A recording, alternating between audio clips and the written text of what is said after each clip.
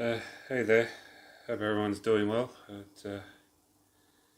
Just had a bit of extravagance there and went and saw the Last Duel, so I'm going to have a bit of a chat about it.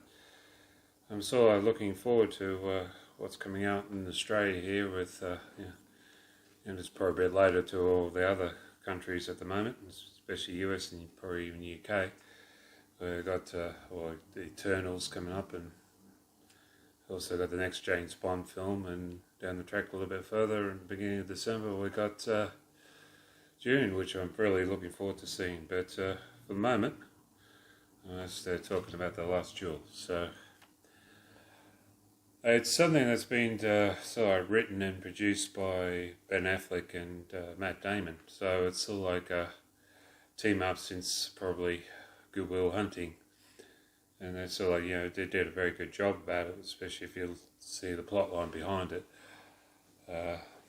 It's based on true events. It's sort of like it's ending at the end of the 100 Years' War. So everyone's pretty much all in, knight's armour and everything else like that period, and riding on horseback. And it's like set it up that this sort of like shows the story of between three chapters.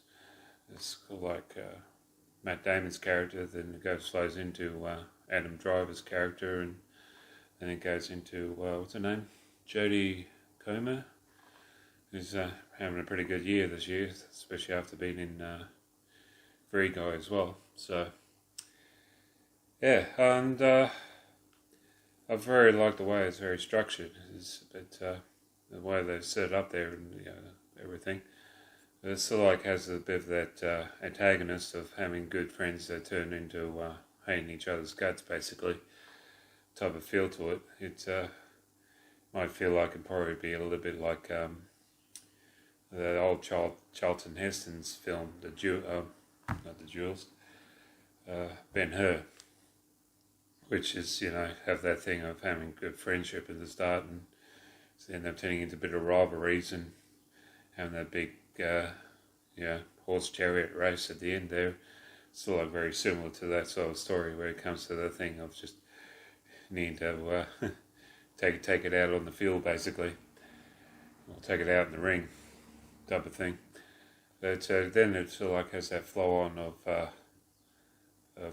her character, Jodie Comer's character, and she seemed to came onto the scene of being attracted the attention of Matt Damon's character and getting married, and end up having some things that's supposed to happen that didn't, and seemed to be taking some time to conceive, basically, because they've gone by the period of the time of the lady's stance, especially in nobility, is pretty much marry a guy even if you don't love him, or pretty much like arranged marriage, and pretty much conceive an heir to the throne, basically, or a son to inherit what these fathers got and stuff like that.